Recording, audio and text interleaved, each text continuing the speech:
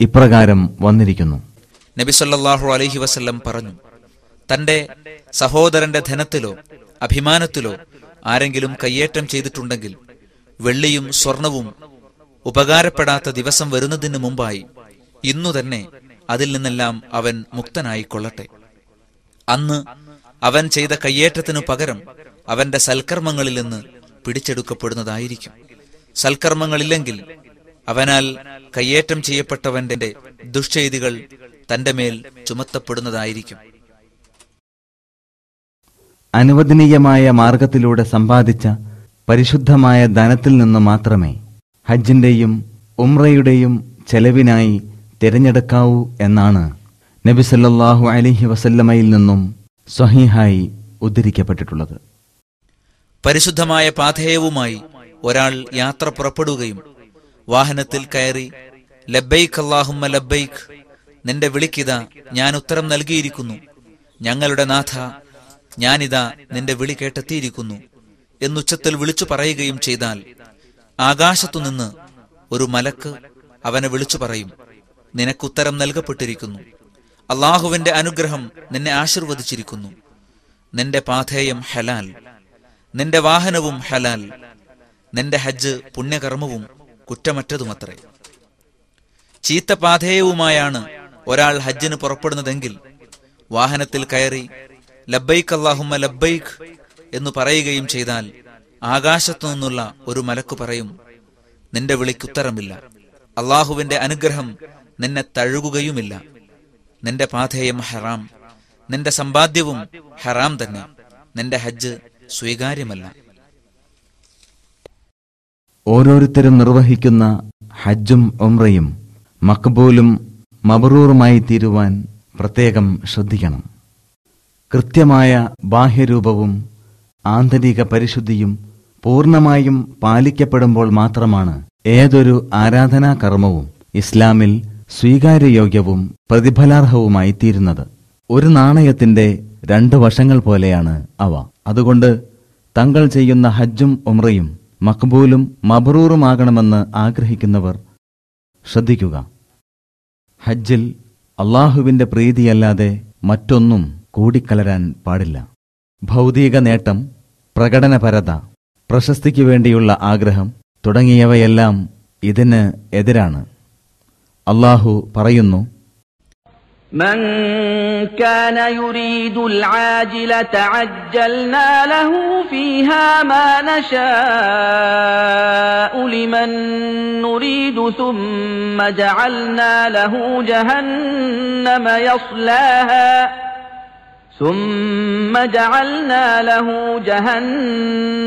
يصلاها مذموما مدحورا.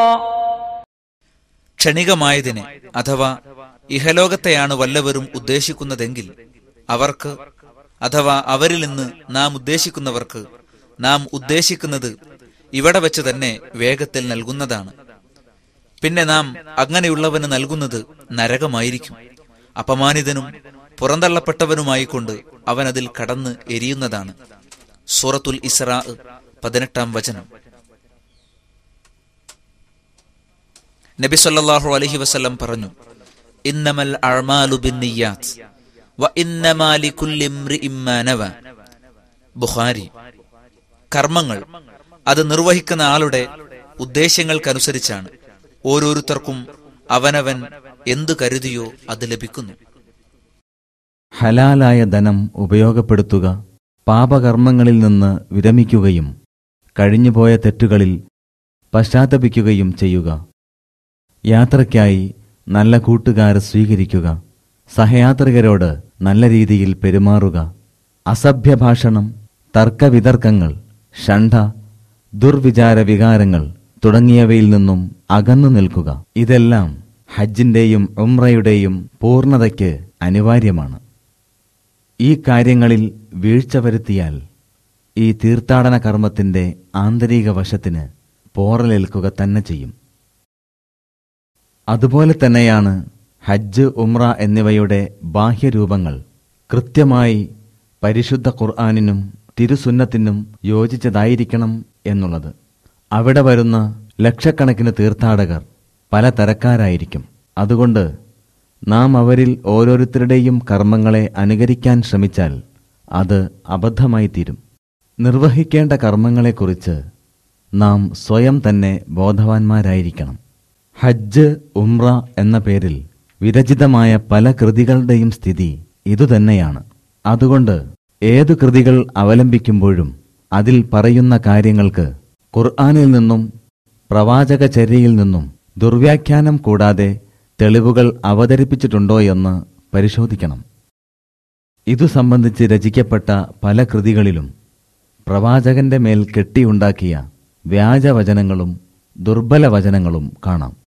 കൂടാതെ പലതരത്തിലുള്ള കെട്ടുകഥകളും ഷിർക്കൻ ആചാരങ്ങളും ബിദ്അത്തുകളുമുണ്ട്. അത്തരം കാര്യങ്ങളെക്കുറിച്ച് സത്യസന്ധരും സൂക്ഷ്മതാബോധമുള്ളവരുമായ പണ്ഡിതന്മാരോട് ചോദിച്ച് മനസ്സിലാക്കി അതിൽ നിന്നും വിട്ടുനിൽക്കണം. എങ്കിൽ മാത്രമേ നമ്മുടെ ഹജ്ജ്, ഉംറ കർമ്മങ്ങൾ മഖ്ബൂലും മബ്റൂറുമായി തീരുകയുള്ളൂ. وَأَذِّن فِي النَّاسِ بِالْحَجِّ يَأْتُوكَ رِجَالًا وَعَلَى كُلِّ ضَامِرٍ يَأْتِينَ مِنْ كُلِّ فَجٍّ عَمِيقٍ لِيَشْهَدُوا مَنَافِعَ لَهُمْ وَيَذْكُرُوا اسْمَ اللَّهِ فِي أَيَّامٍ مَّعْلُومَاتٍ عَلَى مَا رَزَقَهُم مِّن بَهِيمَةِ الْأَنْعَامِ فَكُلُوا مِنْهَا وَأَطْعِمُوا الْبَائِسَ الْفَقِيرَ. ഹജ്ജിനു വരാൻ ജനങ്ങളോട് നീ വിളിച്ചു പറയുക. അവർക്ക് ഉപകാരപ്രദമായ പലതിലും സന്നിഹിതരാകാനും അറിയപ്പെട്ട ഏതാനും ദിവസങ്ങളിൽ അള്ളാഹു അവർക്ക് കൊടുത്ത കന്നുകാലികളിൽ അവന്റെ നാമം ഉച്ചരിക്കുവാനുമാണത്. കാൽനടയായും വിദൂര ദേശങ്ങളിൽ നിന്ന് വരുന്ന മെലിഞ്ഞ ഒട്ടകത്തിനു പുറത്തു കയറിയും അവർ നിന്റെ അടുക്കൽ വരും. വാഹനത്തിൽ കയറുമ്പോൾ ബിസ്മില്ലാഹിർ റഹ്മാനിർ റഹീം എന്ന് ചൊല്ലുകയും 3 തവണ അള്ളാഹുവെ സ്തുതിക്കുകയും തക്ബീർ